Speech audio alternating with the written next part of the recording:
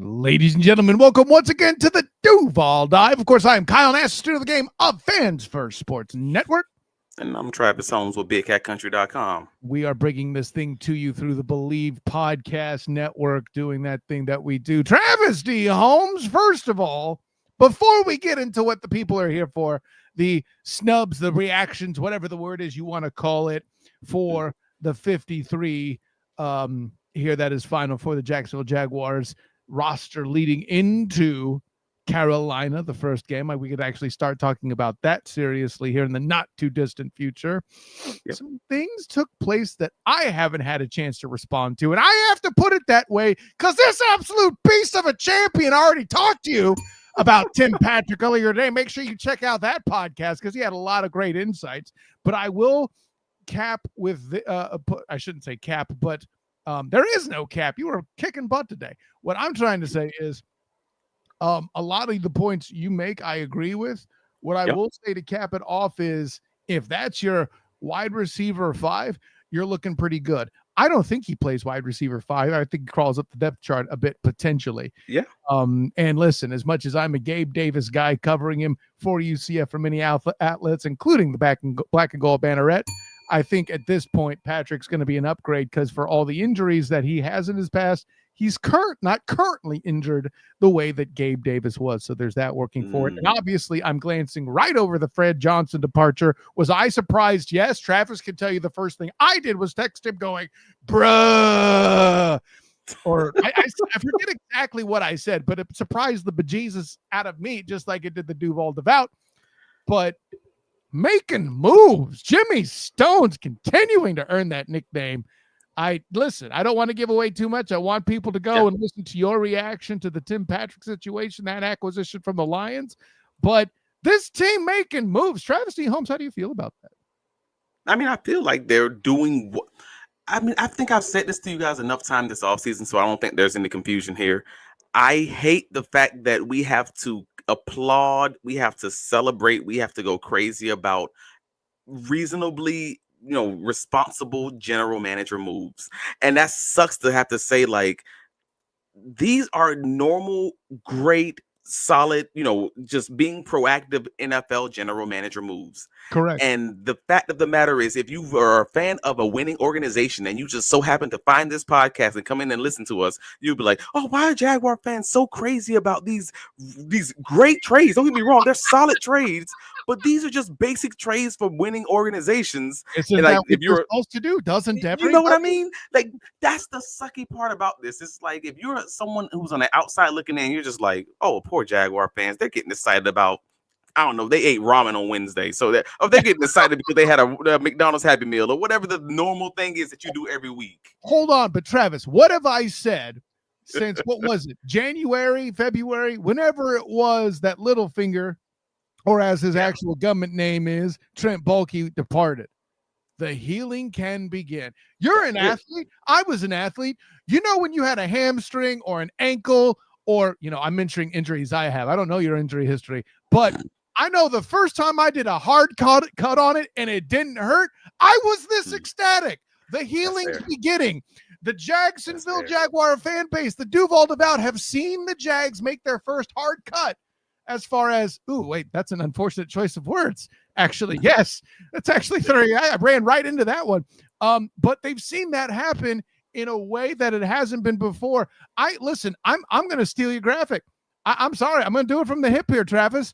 This Jaguar history piece you have here about August trades from 1995 to 2024, 10 seasons, right? 10 total, averaging one a year. 3 alone in the month of August. Nuts. Absolutely insane. Right. That's 1995 to 2024. So that is nearly 20 years. The Jacksonville Jaguars have had 10 trades, and they've had 3 this month already. Nice. Again, that's the history of the organization. Wow, that's insane.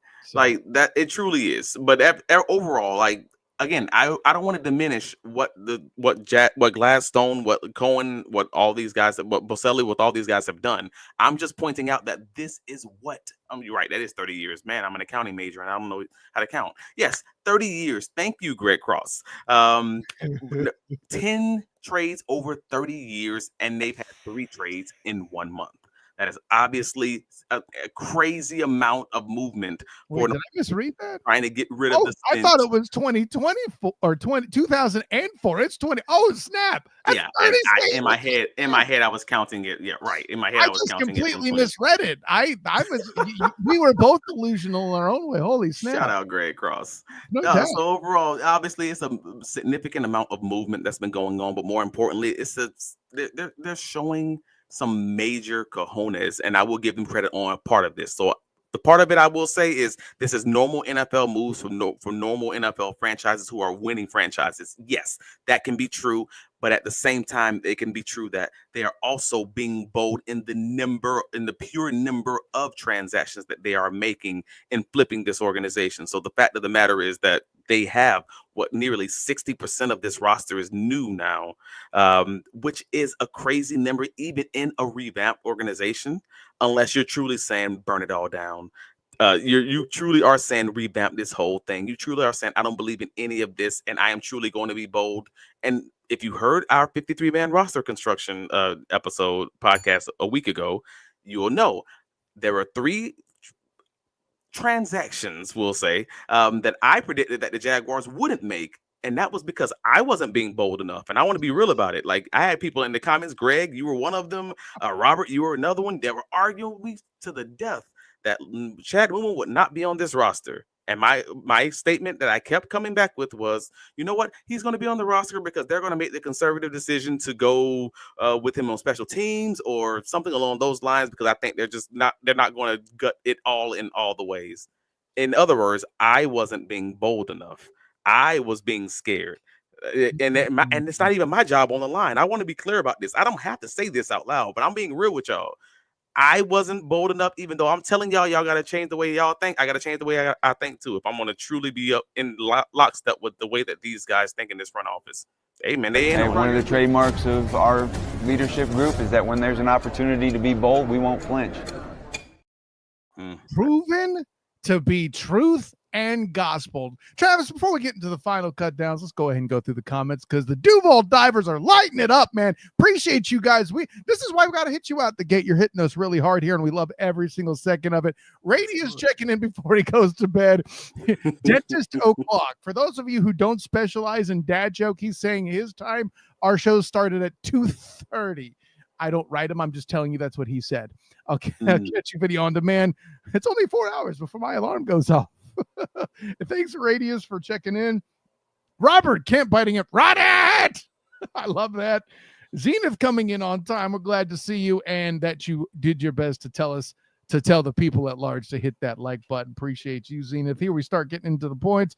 Raphael, I think I saw you somewhere else on the YouTube channel as well. Thank you for that. Hello, guys. How you doing? I'm a big Jags fan from Brazil, and I'm very excited for this season. God bless. Raph, I'll tell you this. From Brazil, King of the Hill, over the hill, you should be excited for this team this year, just based on what we're talking about. And I'm not even a card-carrying member of the Duval Devout. I just do this show with Travis and love football. What can I say? Asheville Tootin made the team. Wow. Yes. We'll touch on the running backs, but I'll give a little teaser in saying I'm ecstatic they kept all 4. We'll talk about why we think that happened when we get into it. This is how Sacramento Kings fans feels for 5 years. I don't think they're going to fire their coach that fast, Greg Cross. That's the difference. Robert Ken comes in off the top rope. Yes, we have a GM that doesn't sit on his hands and doesn't wait for 2 to tango like Trent. Yeah, you're feeling it like I am too, Travis. 2 to tango like Trent always hid behind. James goes on the dance floor and starts dancing, and they come. Can somebody Photoshop Wow. Gladstone's face on the John Travolta stuff from Saturday Night Fever? Can somebody out there among the Duval divers do that for me? I'm putting out the Jaguar signal for you all. I want that.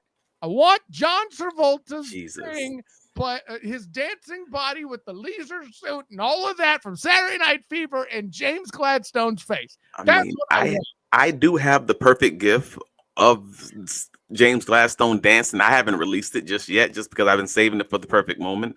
And I wish I had it in the studio right now just to show it to the people. But I've been saving it since he got hired, bro. I've had it since like literally a week after the man got hired. So it's coming. Let's say it that way. That's a special sort of petty Robert Kemp, and I'm here for it. So But yeah, I think that's for the Fortner stand here on the show. Shouts to Travis T. Holmes. I got you. The best backup in the league speech. As a sicko, I listened to both Gladstone speak and Ballard speak. Holy moly, do I not miss that nothing GM talk? Oh my goodness. Oh, give me what?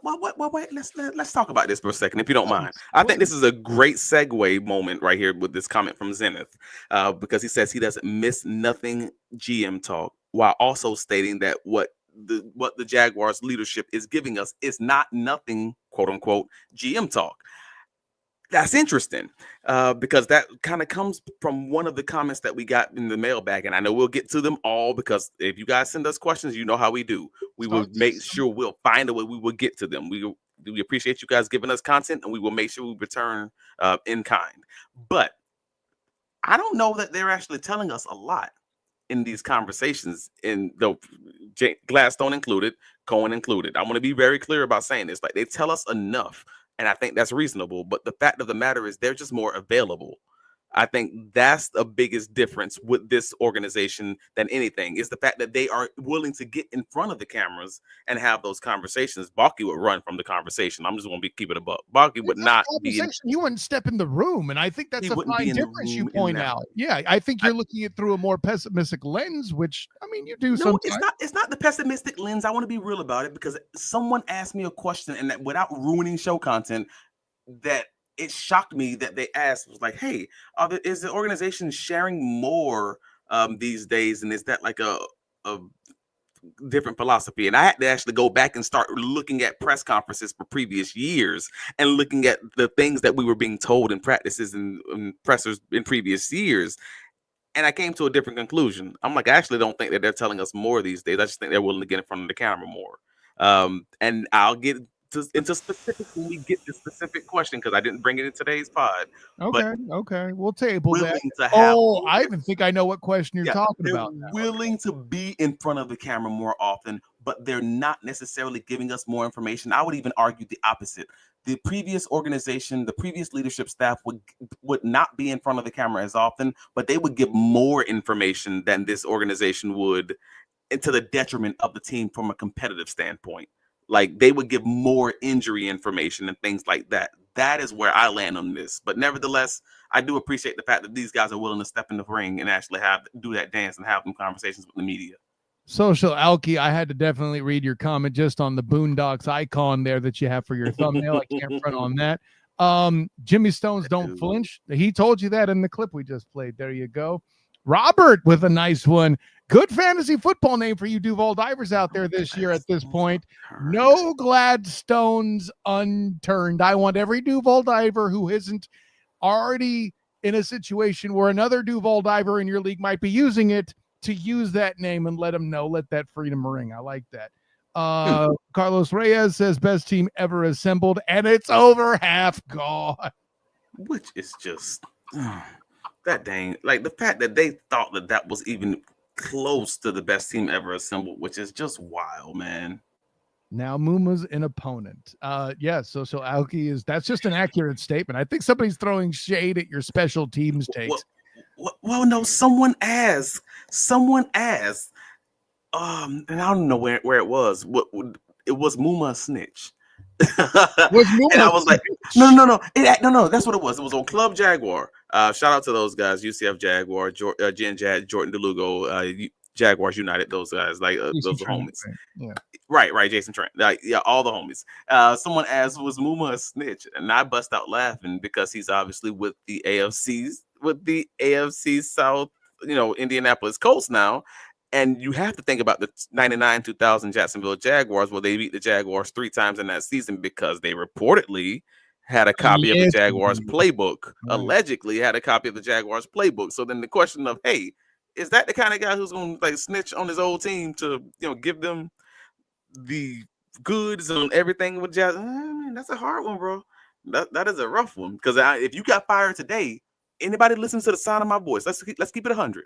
If you got fired today from your job, wherever you work at McDonald's, you work in corporate America, you work at the bank, whatever, would you be willing to give your opponents your playbook on how they did things at your previous job? Because I know a lot of people out there's gonna be like, hell yeah, I absolutely would.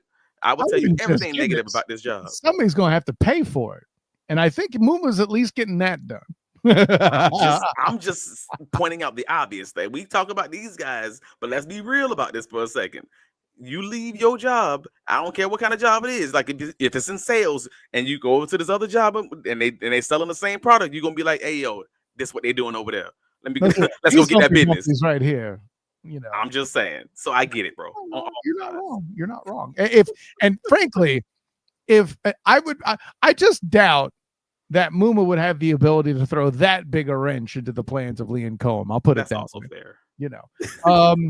And Robert, I have the answer to this one just automatically. I don't know who to be more mad at, Trent for telling Shad this is the best team ever assembled, or Shad believing it, or for Shad to tell us that. I'll say this. I will blame Littlefinger every single day of the week, period, point blank, end of story, right? Shad Cobb was trying to not be Jerry Jones. And I will never criticize a man for not trying to be Jerry Jones that owns a football team. I can't put it better. Right. You can't blame the Mark for being the Mark. I'm sorry. That's why they the Mark. Like, obviously, the person who's the person who's identifies the Mark, the criminal. the person who identifies the Mark has to be the person who's to blame every time, bro. You don't blame Joffrey for drinking the poison. Hell no. It's Littlefinger, son. Come on. These are the rules. We don't make them, man, but this is how it is. Bulky will call it a ball fit for the first game. I'm not going to rule out Timmy Devil. Don't put that out there in the universe, bro. Come on. Let me ask this question. I know we still have the 53-man roster to get into, and I know these comments are coming in, but let's get to a little bit of the start of this. I know we haven't talked about the specific details of the roster, but my first question has to be, now that we've gotten past the biggest part of the offseason changes, is how do you feel about this backup quarterback room? I need to know your opinion, sir. Yeah. How do you feel about this backup quarterback room with Nick Mullins and from what you saw in the preseason? Are you feeling good? Are you feeling stable? Are you feeling, I don't know about this? Or all the other options that are out there with Kyle Trask, Trevor Siemian, Kyle McCord, CJ Beathard, even. How are you feeling about these options? First of all, the guy you have marked out there in Desmond Ridder, of these players, that's not the one I would have thought got picked up first. I'll tell you that. So at the very least, the Jags of these options got something better than that. We're setting the bar nice and low. All right. Tommy Churches, I don't get it. That's fine. And I don't know that he fits the offense before I say this, but I feel good and positive waves about Tyler Huntley for a guy that was able to carry the torch for Lamar Demetrius Jackson back when he was hurt a few years back to get the Ravens into the playoffs. I feel positive about him. If they could get him, I wouldn't be against it. I don't know that he's a fit per se, right? I don't have enough. I'm not fresh on my Tyler Huntley film to know if he's right. But I wouldn't feel bad about that. That being said, I think people are panicking a little bit about the Nick Mullins thing. I know you don't think it's that big an upgrade over Mac Jones, but I think he's an upgrade over Mac Jones, and that's what I stick to. And I'm not 100% sure that I don't know what these guys lands in comparison to Mac Jones and last year's offense at that. Like, let's be real about it. I just know I wasn't blown away at the play. I wasn't blown away at the efficiency running the offense, because that's why he's brought in, right? He's brought in to run the offense, be efficient, stay on schedule, don't turn the ball over. I didn't see a guy who's not turning the ball over. I saw multiple turnovers. I didn't see a guy who's keeping his team on schedule. I saw a guy who was keeping his team on schedule 70% of the time, and then the 3 misses really had me scratching my head. Like, is this going to work out? And I'm being real about that. Do we know if it was him or Yes. some other misconnection. Like with Seth Anakin's turnovers in preseason week 3, nah, he done shanked those passes. Those were rough. But No, I mean the overthrow was an overthrow. There's no other way to categorize that. correct. The throws behind the receiver on Cam Camper, like that was a throw behind the receiver. I don't think these are very objectively. The film don't lie on this. There's no miscommunication conversation there. This is no. You got to hit these throws, and these are NFL and college wide open throws. You have to hit them. Correct. Backup quarterback starter, be damned. Like that's just where I land on that. So I understand why people are freaking out. I'm not trying to freak out, but I'm understanding why people are having the conversation, because that's what you want from your backup quarterback. And it wasn't there. It wasn't what you wanted to see from the guy who they brought in because he knows the offense and he can just keep this thing moving without dropping the plates. So the missed throws you're talking about are Mullins in particular, not Hannigan. Like Mullins in particular, yeah. Okay. I'm talking about him in comparison to the other guys. I'm saying that the people at home knew that. I was talking about the ones in the third preseason game in particular that they were particularly bad. He didn't throw those. But I'll admit, there was a throw or two I'm sure Mullins would want back, but there were a lot of good moments too, especially in a game where you got dudes jumping off sides and stuff. Yeah, granted, those sure. He had the Hunter Long catch. Like that was a heck of a throw. Folks keep talking about the catch, forgetting who threw the ball. So I'll give them credit that he had some very nice throws. But I'm just talking about those. If a guy runs a dig route and he's open, you can't put the ball on his back shoulder. Correct. Like those types of things. You can throw all the great throws. All you need is one turnover to F up the rotation. And I hear your point loud and clear. Right. So that's all that I'm trying to get to. But again, like we have our waiver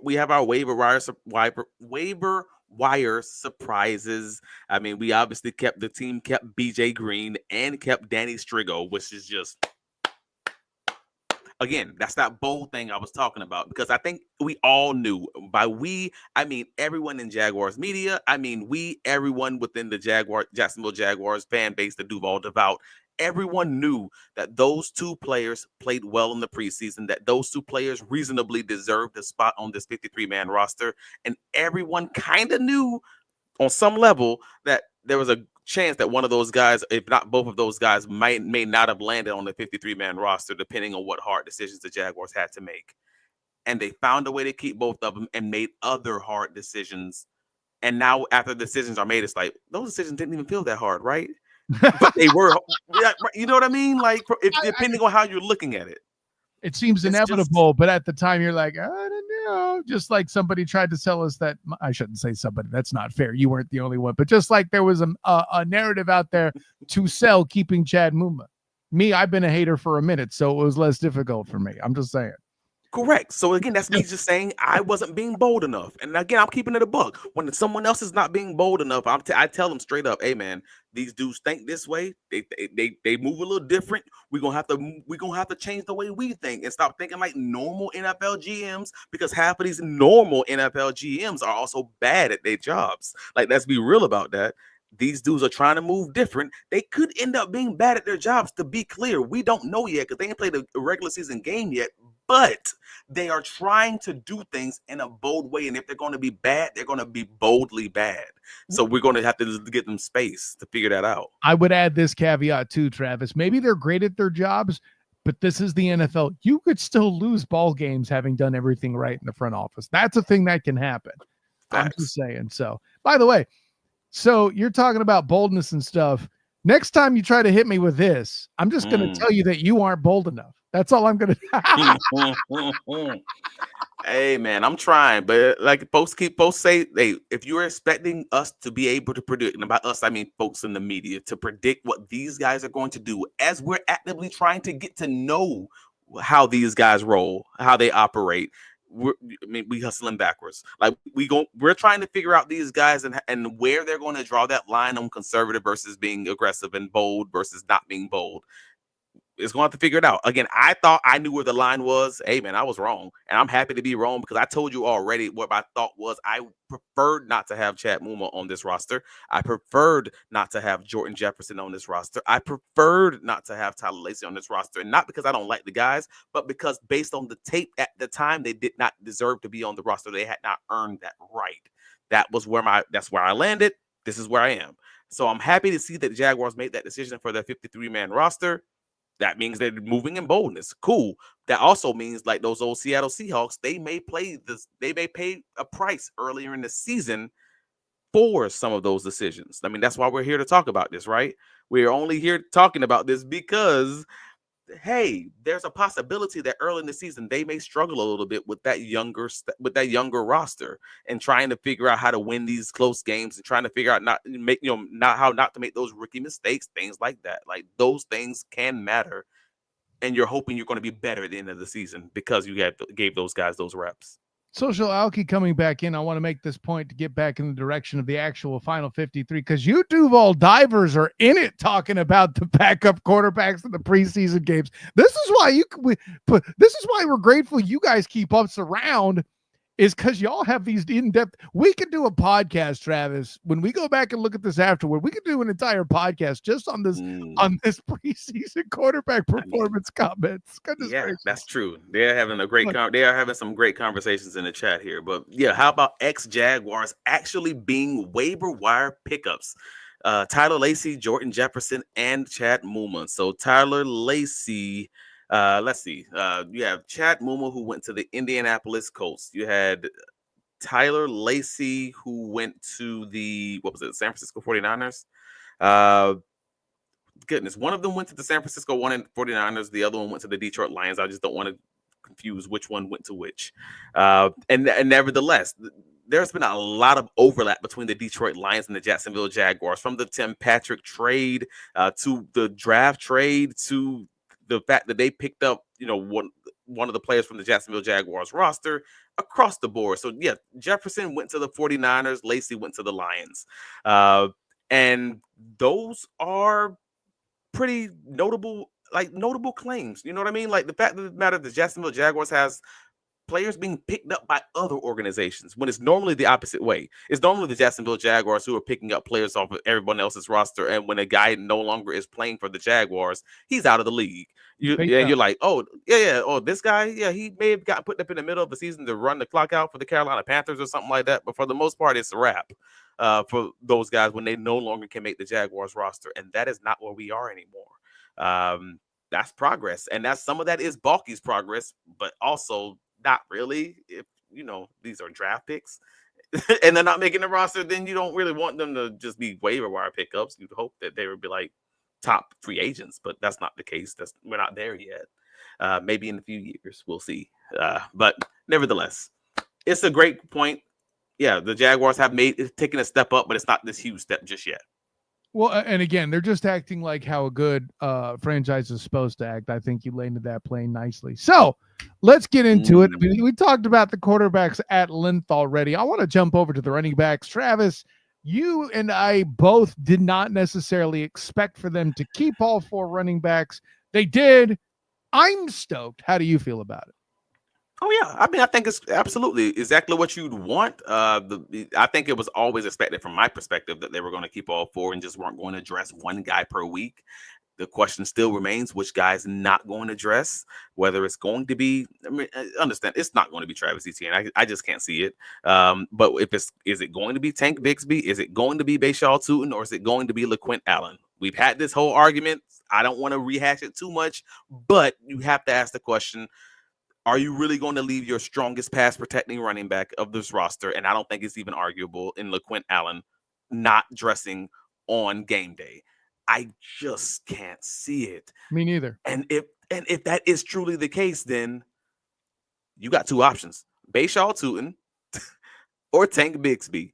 Which one of these guys is not dressing on game day for week one? That's a tough conversation, brother. Like, it just is. I don't know where you go with that. And that then causes the conversation between most of the Duval devout on Travis Etienne, the other big Travis. Because PJ Brown in last week's Duval Dives, says Travis Etienne is getting traded too. I'm calling it now. And Greg Cross, also in the comments currently, said, PJ, what on earth upside is there to trade Etienne, and who is paying up?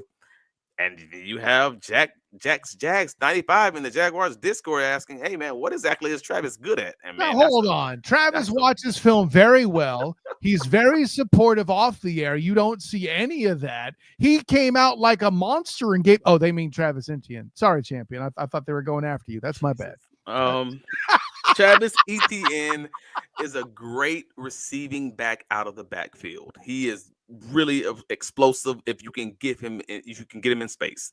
Like, he's great in that, especially straight line running, or you get him on the edges. Like, from that perspective, you put him in something like that Miami Dolphins offense where it's all outside zone. He's an I think excellent he'd be receiver. incredible running back. So there's not a situation where he has no room to be this explosive back and this great back if you use him in the right ways. So I'm never going to be like the guy. What does Travis Etienne do well? No. And I believe a team would trade for him? Absolutely. I think the Jaguars have been in contact with teams who have wanted to put a trade offer for him now. But the problem is they're not going to give him what his value could be if the Jaguars just rostered him for a few weeks and showcased him to what he can be in this Liam Cohen offense. If Travis Etienne today came out with 100-yard games, first 2 games of the season, on the ground, 30 yards receiving, something like that. I'm just hypothetically. You mean to tell me that most NFL teams out there wouldn't turn around immediately and offer the Jaguars a 3rd round pick, a high 4th round pick, something like that? You mean a high 4th round pick? You mean what they got for James Robinson back in the day when Travis Etienne first took over as the primary running back? Just as an example that I'm throwing out there.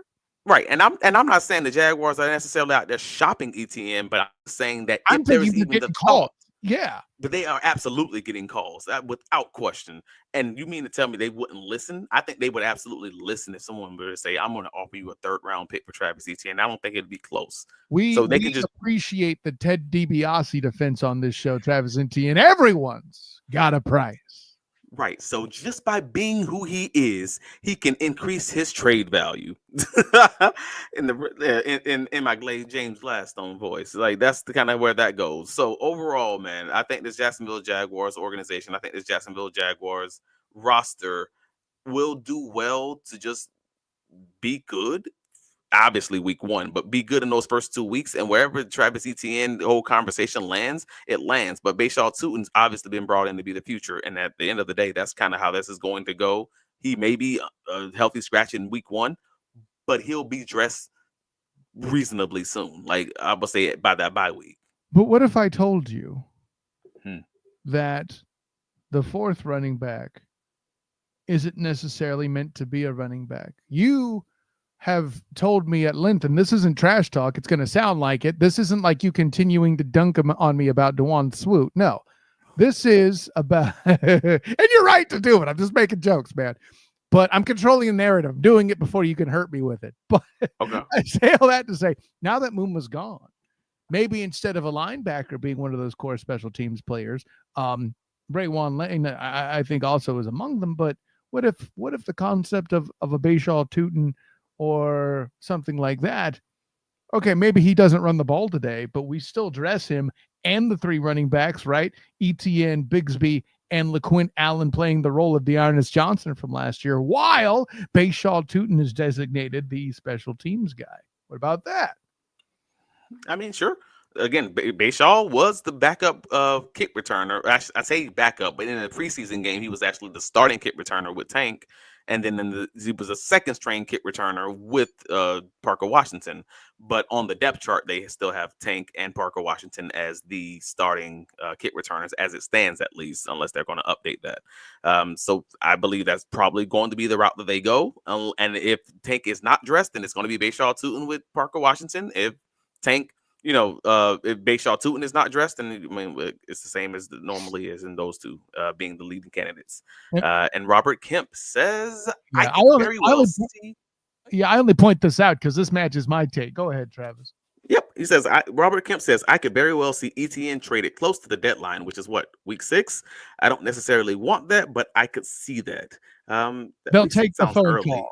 Yeah. Is that really that early? Week 6 sounds pretty early, though. Something like that. Yeah, I'd have to look it up, but I believe week 6 is accurate. I'll check. But nevertheless, I mean, that's, to me, I don't know if it has to happen, but nevertheless, if it happens, yes, it's going to be constant movement within this organization, constant movement within this rosters, shifting, and not just at the bottom of the roster. I think that's where the assumption has been coming through with a lot of people. Like they keep saying that the roster number 49 through 53 is going to consistently be shuffled. That is true. I do believe the Jacksonville Jaguars will continue shuffling that roster as soon as guys become available, as soon as trade offers come on the table, as soon as they get the right phone call. Like, would I be shocked if someone like Devin Lloyd is ever on that trade block? No, not at all. Would I be shocked if it's someone like Travis Etienne? No, not at all.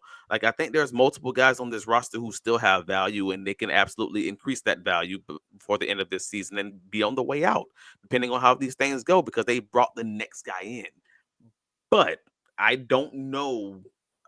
You can't predict that at this current moment in time, because if this team is like, I don't know, 5-3 after week 8, would they want to trade somebody away at that time? I was going to say, it's Tony, you mentioned week 8. That's when the trade deadline falls, is after week 8 on November 2nd, November 4th being your trade deadline. See, now you're in a different situation. All of a sudden, if you're balling out of control in the hardest part of your schedule, then maybe you don't want to shake that boat up a little too much. So then it becomes a more difficult conversation. So that's kind of what I'm getting to. But if you don't mind, can we hop into this question? Sure. Of what was between this 53-man roster build, the waiver wire, the practice squad, everything? What was your most surprising roster decision thus far, and what moves do you think could be prior to week 1? I mean, listen, for me, I'm going to go out the gate and let my bias shine. And maybe I was listening too much of your Jonah Monheim hate about you disliking mobile centers. I'm joking, but the Fred Johnson thing knocked me completely on my keister. I was not ready for him to be outright cut this far ahead of final cuts. If he didn't make the roster, that's one thing. Oh, okay. Why Milam did that's fine. But no, not only was I made surprised, Jimmy Stone's got something for the dude he was about to cut. I love it. Now people are like, but the thing he got this, he did this to get it, but only got this back. Yeah, people are not understanding that the opportunity to evaluate a player has a price to it as well. The Jags paid that, which is why I'll even go back to say this is why the Calvin Ridley deal was a good deal. They did what they did, minimal risk, would have been more reward if he could catch it in the end zone, but was still productive in his own right when it wasn't a touchdown catch. And they were put in a position where they could avoid paying him the butt ton of money that he didn't deserve. I find these two things, though you can point out a place where they air quotes lost, they got the opportunity to get, an evaluation of a guy and decide whether or not they wanted to keep into the price that player probably would want or command. And they opted not to in either case. Oh, okay. So that's fair. So my most surprising move, weirdly, was not the it's in the safety room. I want to be clear. It's Antonio Johnson being on the roster with Daniel Thomas not being on the roster. Excellent take.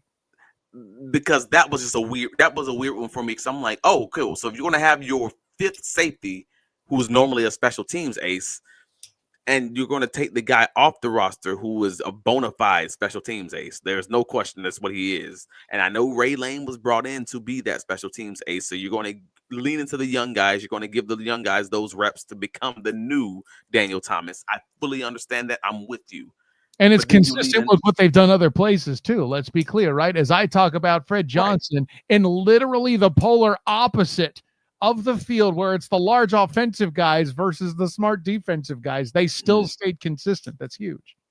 Right. But then you also leave Antonio Johnson, who was another very solid special teams player. We talked about this, in the opening week after, Heath Farwell was rehired as a special teams coordinator, that might be a good possibility for Antonio Johnson to stay on this roster because of his special teams play. So this was something that we knew early on, but Antonio Johnson, again, wasn't on the last year of his contract like Daniel Thomas is. So I understand maybe that they just have more time to grow with Antonio Johnson, and that also he may be a better guy as far as the scheme is concerned, because then they're going to play more zone defense instead of man defense and Ryan Nelson's defense last year.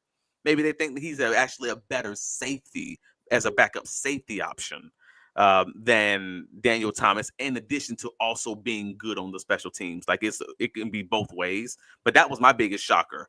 And if you want to get into a factor too, not for nothing. Oh, that's also fair. I mean, yeah, that's also fair because Daniel Thomas was extended. He's still not like he's on a rookie contract or anything like that.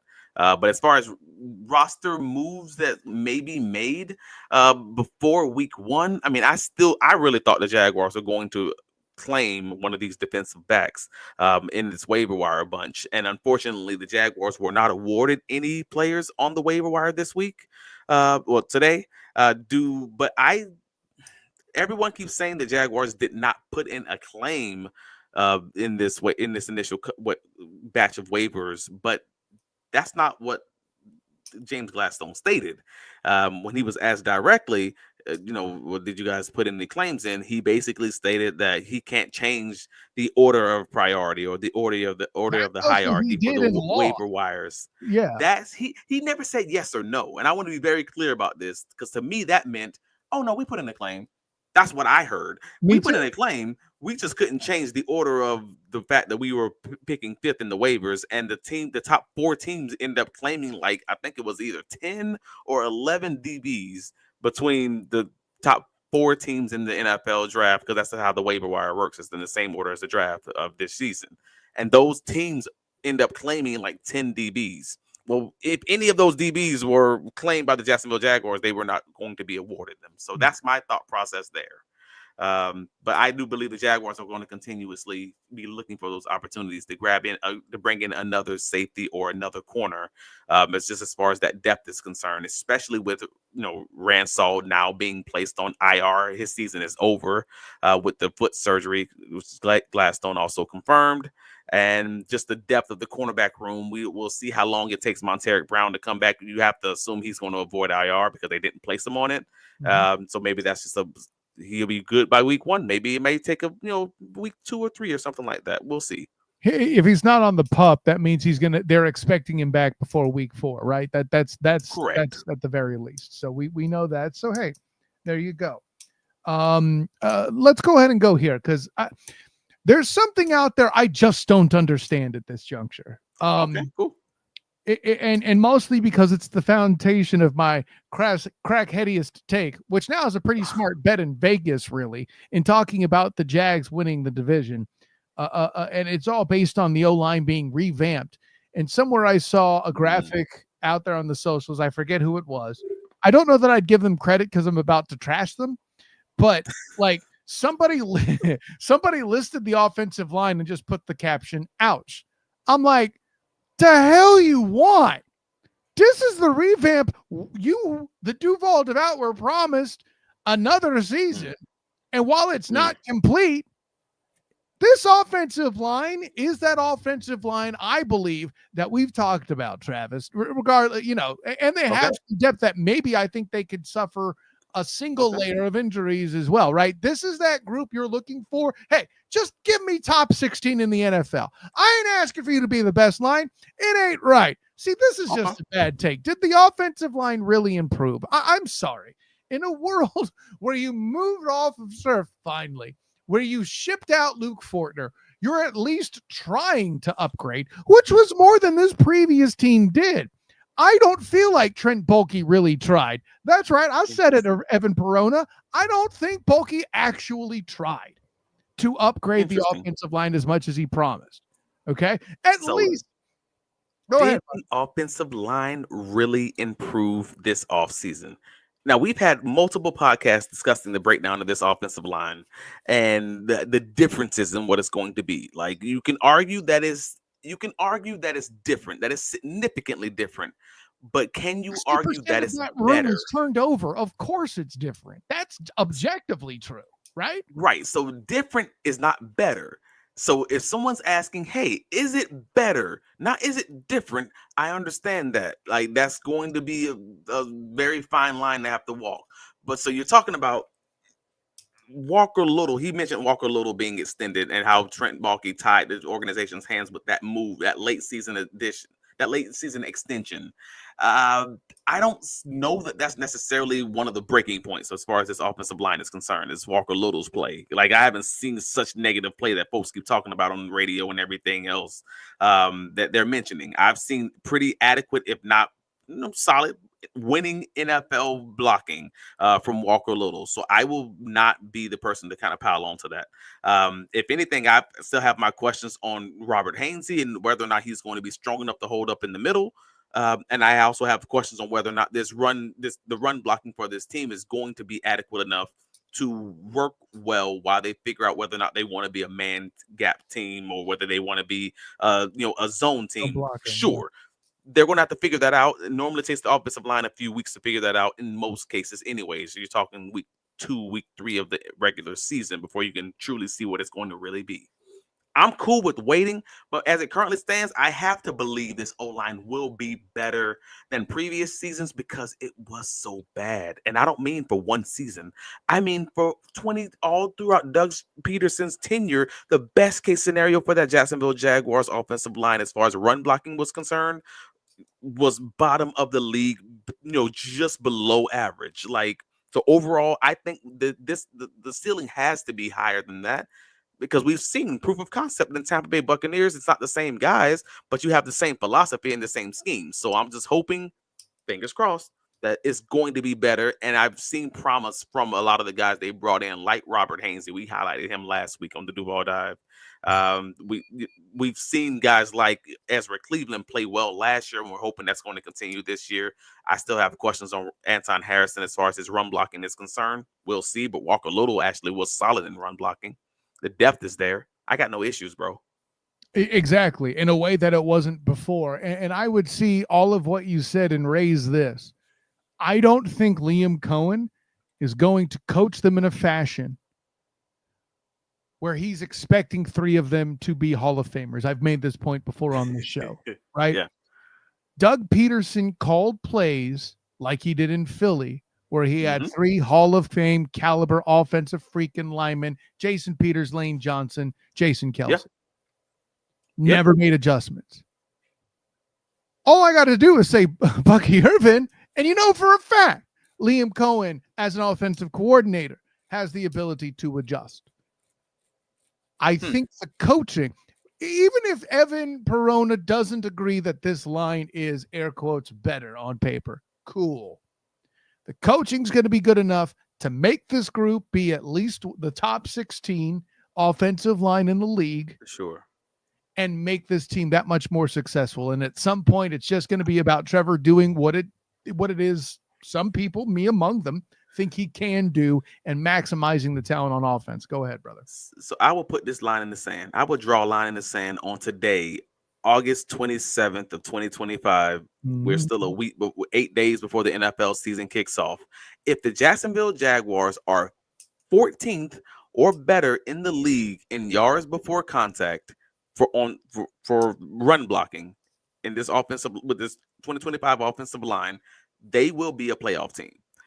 I'm not saying I don't think it's questionable to me. I think they're going to be just good enough scheming these wide receivers open, moving down the field, and I think they'll at minimum be average defensively. Where if you tell me right now, you can tell me right now that you can buy Tank Bigsby, you can buy Bashaw Tootin, you can buy Travis Etienne, average to above average yards before contact to make moves in that run game. Nah, bro. This is a playoff team. And I don't think that's such a hot take. For context, first of all, no, the hell it isn't, Travis. That's a great take by you. I really enjoy that. That's why I about lost my mind with my ooh when you said it, right?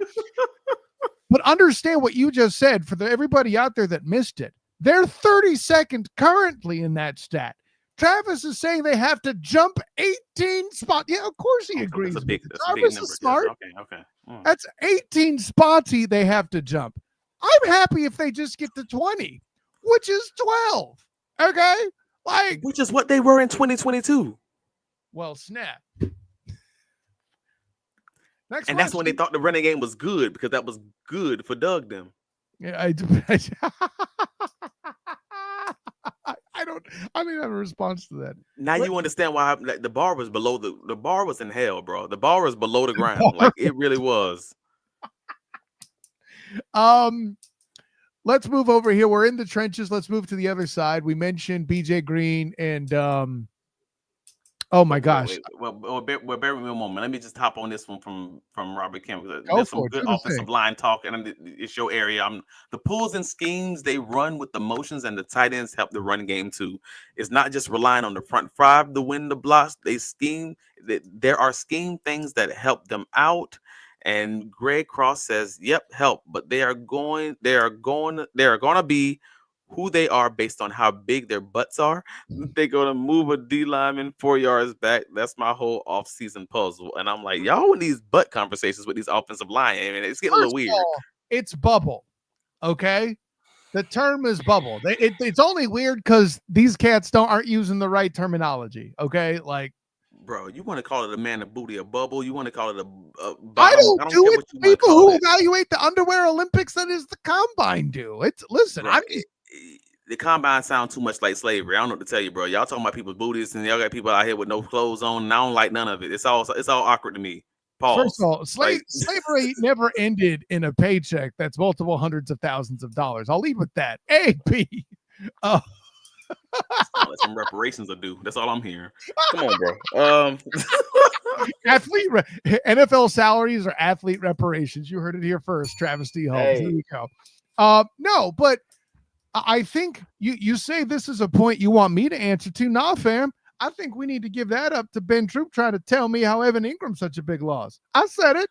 I'm ready to have Ben back on so y'all can have those conversations. You know what? Store that comment for Ben when he come back on the show. I want to hear him respond to that. You tell me if Evan Ingram could I want to know what Ben thinks about it. the combine. I think that'd be great. Also, oh gosh, I hope you have a 3-hour block ready. Our families are going to miss us if you're going to bring that up. Anyway, that's it, bro. What the hell's the next question, Travis? All right, cool. So 50 Shades of Steels on X says, who do we think plays their way onto the long-term plans of this coaching staff and front office beyond this season? Now, that's an interesting one, bro. This guy's asking for straight-up speculation, and I love it. Do you need a second on that one? Don't we both? Like, that's a hell of a question. So who? Okay, so here's how as my brain clicks, who do we think plays their way into the long-term plans of this coaching staff and front office? The answer is Raywan Lane. They're looking for a stable to handle special teams. That's the coach they kept, dog. Right? So when you're thinking long-term plans, they don't want somebody that they can just move on. You better bet that Raywan Lane is going to be there throughout the duration of his rookie contract and may sustain at not a league minimum, but let's say I could see him commanding $1 million a year salary just as a special teams guy, right? I think. So can I ask a question? Go for it. Can I ask a question in relation to that? I just want to hear your reaction. When you say someone who plays their way into the long-term plans, are you making the assumption built into that this someone who currently is not in the long-term plans and just may make it there?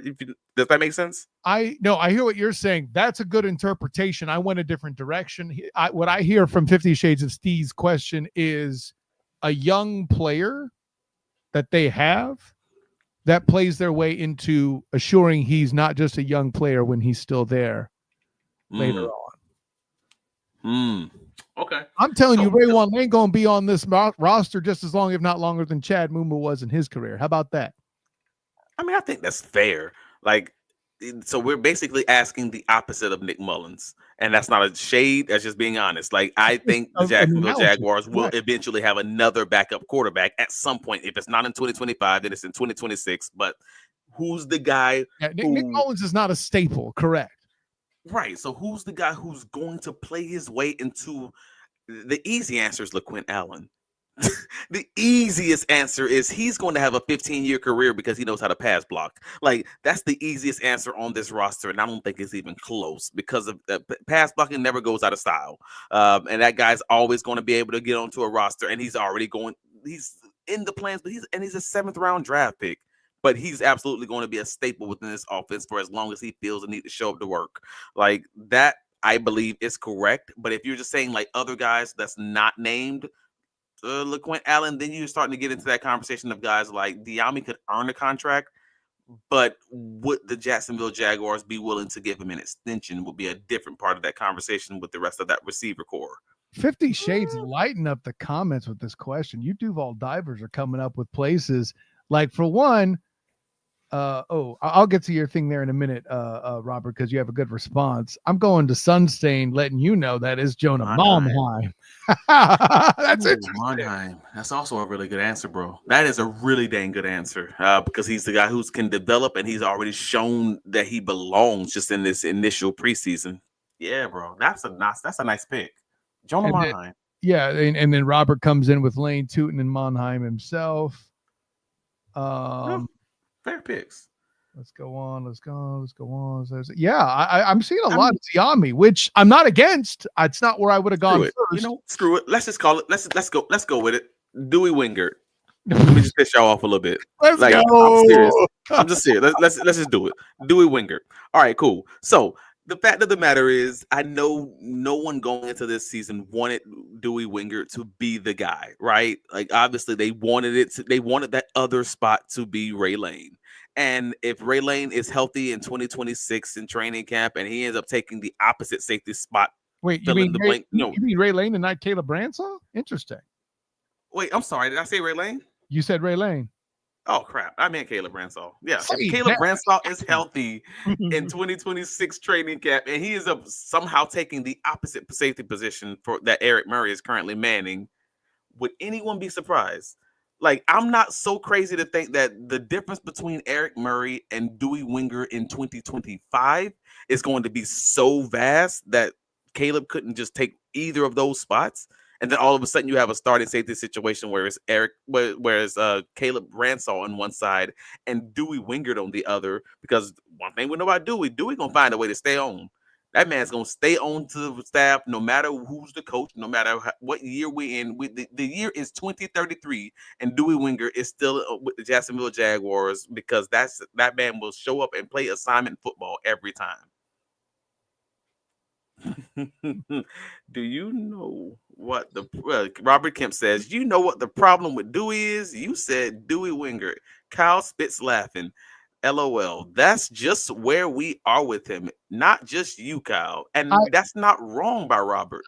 By the way, Robert, I don't do that at Dewey's expense. I just knew that Travis was right that would piss the Duval devout off. No, but that's just because Kyle's racist. That's different. He don't like white safeties. He don't like white DBs. Hey, listen. He's laughing when I said the man name. I celebrated Jason Sehorn. Leave me alone. And White History Month too. Shame. Just is it White History Month because it's something other than February? Is that it? Exactly. Every month is White History Month when it's not February. That's it. You got it.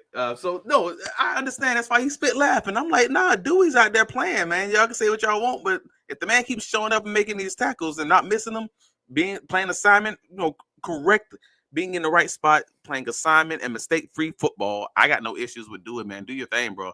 Because folks keep saying they don't like the safety room, and I'm like, look at the Buffalo Bills safety room, and they still find ways to win. Like, buddy, that's not unique to that franchise. Do you understand how many NFL franchises in general, in my opinion, just bail on the safety room? We don't have great safeties like that anymore. It's just not a thing. Yeah, that's it. So I'm good. I'm good with it. Y'all might not be, but it's okay. Y'all gonna get on board. It's cool. Hef says Dewey isn't flashy. He just plays sound assignment football. And there's something to be said. There is something to be said about the guy who just shows up and goes to work and just does his thing without making mistakes day in and day out. I'm here for it, bro. That is a staple. 100%. 100%. Man, it's all right. So where the heck are we? We went to safeties. Did we? Oh, you know what? I will ask you about the defensive line, specifically the edge room. The defensive tackles, to me, I don't think that was shocking. Yes, you had predicted Jefferson would be cut, and in his departure made room for Green and Strigo. Yep, thank you, Strigo. I was thinking Sitgo, and I'm like, that's not his name. That's a gas station. For Green and Strigo to stay on, which big fan, love it. Okay. The edge room beyond the obvious with Trayvon Walker and Josh Hines-Allen, which 6. everybody else noticing how Trayvon Walker's starting to get top billing over Josh Hines-Allen. Isn't that interesting? But nonetheless, beyond that, edge rusher depth. I got to know your opinion.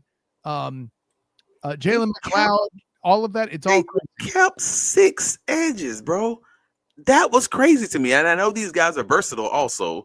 And I know if the Jaguars play anything like we saw in preseason week 2, they're going to be doing a lot of stunts. They're going to be playing a lot of games up front and having these guys go inside and out, and having those guys who are lining up inside who may be able to kind of be those big ends like Dewan Smoot and like Emmanuel Agba.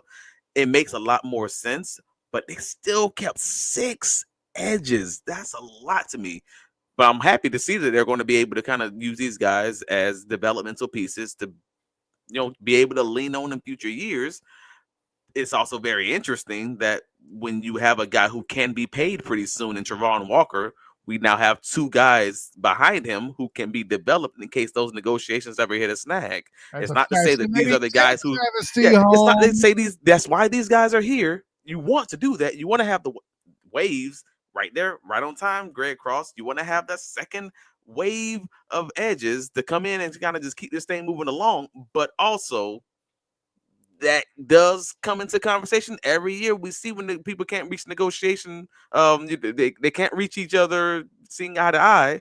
That you at least you have other guys behind them, and you can figure it out in the time. So hopefully that's not that, but we'll see, because who knows what Trayvon Walker's going to be asking for in negotiations, bro. That's going to be a crazy contract conversation. I agree, and listen, pound the table, Trayvon. I hope you don't go. You're one.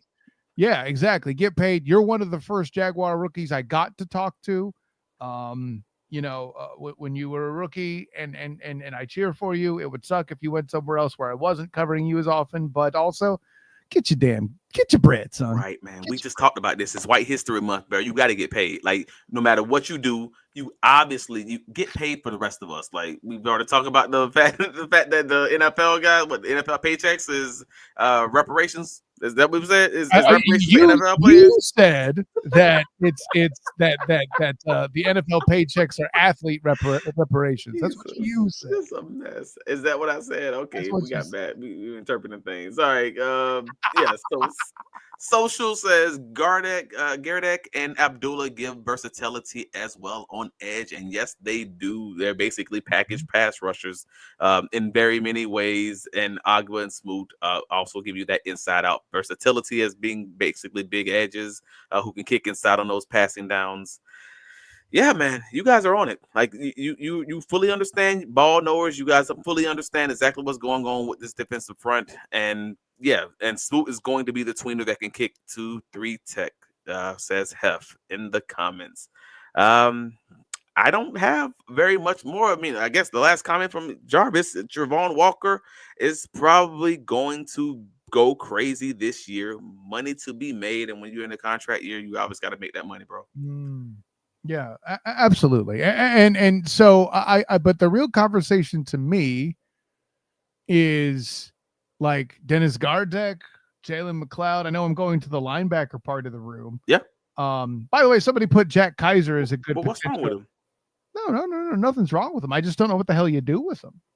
What you mean? What you do with them? They play linebacker. What you mean? What you do with them? I don't understand the question. There's a lot of edge on this team, and I'm like, is it all versatility? Are we seeing some mix with linebacker? Well, is this other? How he now, and I hate putting these comparisons on guys, but when they played for these guys, I feel like it's at least right to acknowledge the possibility that this is where they land. And I'm talking about Anthony Campanelli as the defensive coordinator. If he runs his defense like he ran his defense in week 2 against the New Orleans Saints, where to the point where Baldy had to do a breakdown talking about Anthony Campanelli and the blitzes that he did.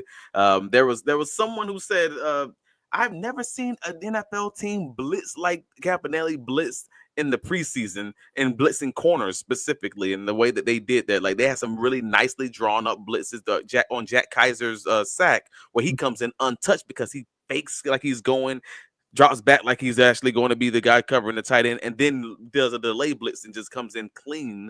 And they're like, dude, what the?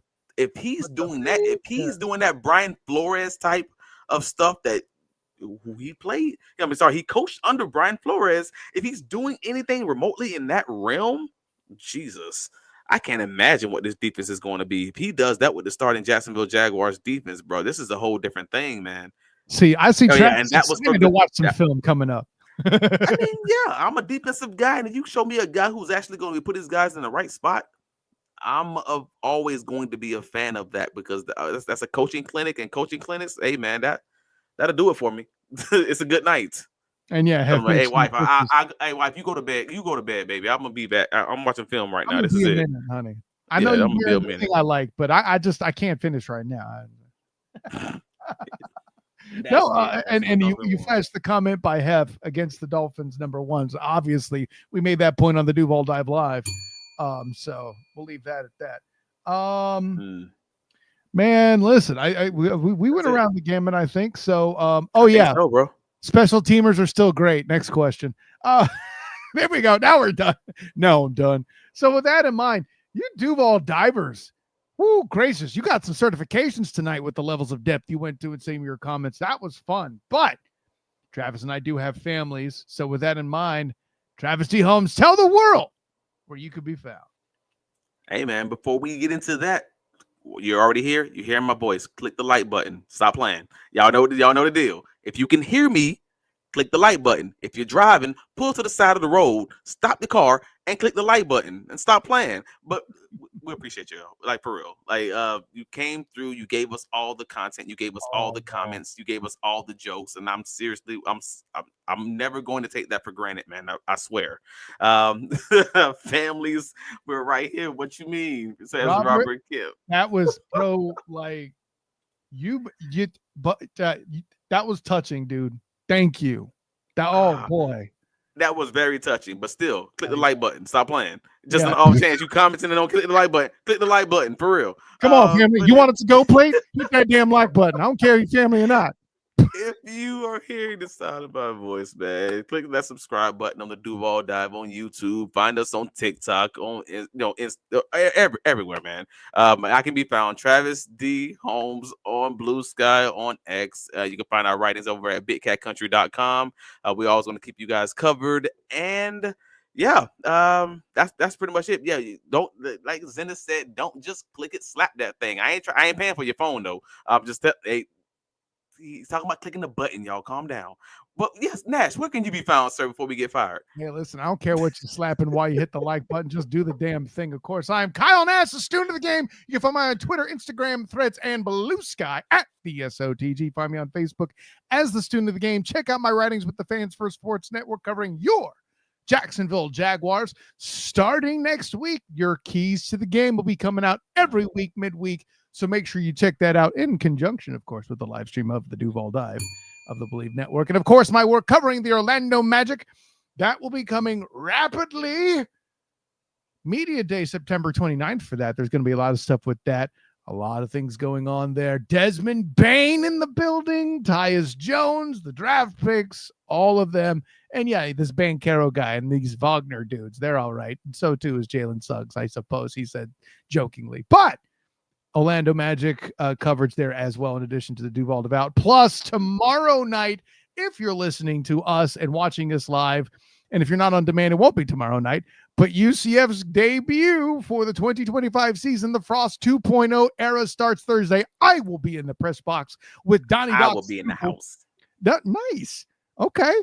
But yeah, that's awesome. Actually, I threw me off a little bit. But yeah, I will be, of course, covering for the Black and Gold Banneret. So make sure you're not only that you check out Making the Grade after the show, where I let you know how I think UCF did with letter grades. Check out the Night Shift live on the Night Shift YouTube channel for my instant reaction with the Banneret crew. Eric Lopez, I believe, will be hosting with me and Donnie Doc Struble, breaking down what we saw and what hope one might have for the Frost era. And of course, don't forget the Bolt Blitz Uncut. My guy, Booga Peters, breaking down the various things. Chargers is why. I do a Charger show too. That's a whole thing. So yeah, that's all of it. You guys are still rolling in the comments, humbling the bejesus out of me with some of your compliments too, I might add, by the way. Thank you 100% for my personal champion, Travis C. Hobbs. I am Kyle Nash, student of the game. Until next time, everybody, class dismissed.